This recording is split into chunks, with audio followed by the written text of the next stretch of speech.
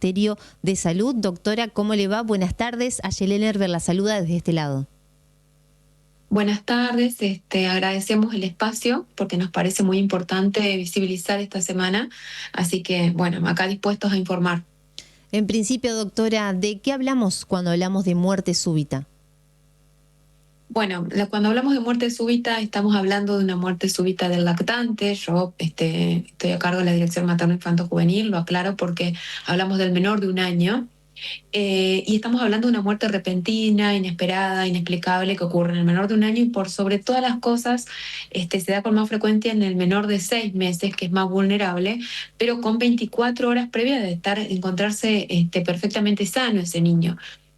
Generalmente ocurren en más de un 70% en sus domicilios, por eso es tan importante estar informados, entender qué podemos hacer más allá de lo inesperado que suceda, qué podemos hacer como factores protectores dentro de la casa, ¿no? ¿Hay algún factor que pueda justamente aumentar el riesgo de tener una muerte súbita?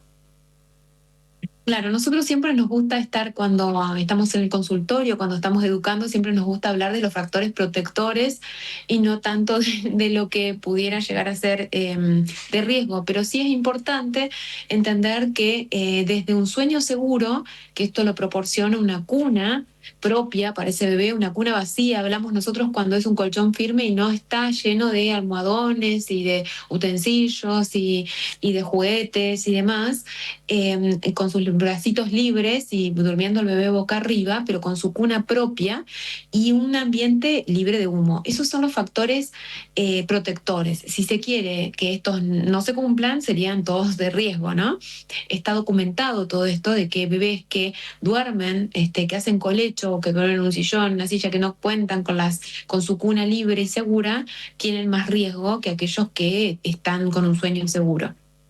¿Qué hay que hacer en el caso de que ocurra esta muerte súbita o de que el bebé se desplome, no respire o encontremos alguna situación similar? Bueno, en realidad hay que entender que la muerte súbita en general es una muerte que no es que tengamos tantas posibilidades de accionar, pero sí nosotros entrenamos a los papás, sobre todo cuando salen de las NEO, y a todos aquellos que concurren a los controles de niño sano. Por eso es tan importante el tema de informarse, de estar acompañado de su pediatra de cabecera, hacer un RCP básico y llamar al sistema de emergencia. Pero hay que entender que la muerte súbita por el momento sigue teniendo datos duros, son datos que preocupan, y en realidad tiene que ver más que nada con que en la autopsia, después que se realice ese bebé, no hay una causa explicable. Por eso es que no hablamos de una causa específica que podamos evitar totalmente. Sí podemos mejorar todo el ambiente y hacerlo más propicio para que esto no suceda, porque tenemos estudios que documentan que ambientes fumadores, que niños que están mal arropados, que niños que no tienen su espacio, tienen muchísimo más riesgo. Pero básicamente es eso, hay que entender que hay situaciones complejas en las que la muerte se puede dar de manera repentina e inesperada. ¿Hay algún porcentaje a nivel nacional de casos de muerte súbita? Sí, el porcentaje es duro, son datos que duelen muchísimo. Te diría que un niño por semana puede fallecer de muerte súbita y son muertes domiciliarias en más de un 70%. Por eso es tan importante que cuando egresan del hospital, si son prematuros extremos, si son prematuros que en realidad han estado mucho tiempo internados y demás, que siempre se van con el RCP básico aprendido por los papás. No es generar miedo, es generar conciencia, y entendemos también que de todas las muertes domiciliarias, diríamos que más de un tercio corresponden a muertes súbitas. Por eso es que es tan importante visibilizar esta semana y también entender que tanto la Sociedad de Cardiología, la Sociedad de Pediatría, como el mismo Ministerio de Nación y de Provincia, que son quienes tienen la rectoría por sobre todos los temas que atañen a salud, siempre están concientizando y están tratando de hablar justamente de esto, de sueño seguro, qué podemos hacer nosotros como papás como para cuidar a nuestros bebés. ¿Hay algún tipo de mitos o ideologías que no son como tales que usted quiera explicarnos, que por ahí están en el común de la gente, ¿no? Y que no son de esta manera?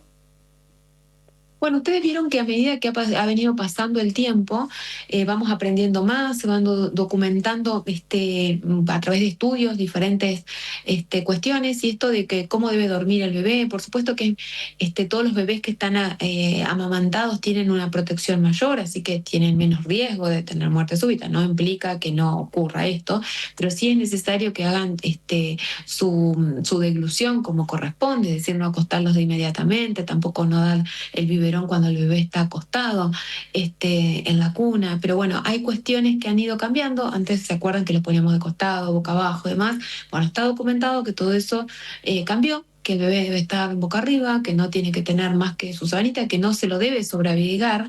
Cuando hablamos de sobreabrigo es cuando está súper arropado, que parece muy inquieto, muy inmóvil. Tiene que tener solamente una capita más que de la que tenemos nosotros. Y básicamente es eso, tratar de entender que también todo lo que tenga que ver con el humo, ya sea tanto del cigarrillo o de lo que fuera, es un factor de riesgo muy importante. Por eso es que siempre invitamos a todas las familias a ventilar el ambiente y, por supuesto, a los papás a no fumar. En este caso también se incluye los vapeadores, por ejemplo, que ahora están muy de moda y consumidos también. Sí, el riesgo es el mismo, la toxicidad es la misma. Hay cuestiones que por ahí nosotros no las terminamos de procesar, pero incluso ya se empiezan a evidenciar a través de estudios donde la toxicidad es la misma. Entonces nosotros tratamos incluso hasta la ropa. Queda impregnada con la nicotina, eso nosotros lo sabemos, lo sentimos en el consultorio, lo hablamos con estas familias y también entendemos que además de esto, los hijos de papás que son fumadores enferman mucho más seguido de infecciones respiratorias. Así que es fundamental crear conciencia, hábitos de vida saludable. ¿Ocurren más los casos en esta época por esto que usted decía de sobreabrigar por ahí a los bebés? Hay una combinación de factores, ¿no? Entonces, en esta época es más frecuente que se infecten, entonces es otro factor más que afecta, pero no es que hay un mes específico donde hay más muertes súbitas que otro. Eso no es así. Por eso, más allá de que como cualquier efeméride, hoy le elegimos una semana para visibilizar, para concientizar y demás, también hay un mes donde se hacen muchos talleres. Esos talleres son comunitarios, hay talleres que se hacen en los jardines. La Sociedad Argentina de Pediatría, por ejemplo, elige el mes de octubre para dictarlos.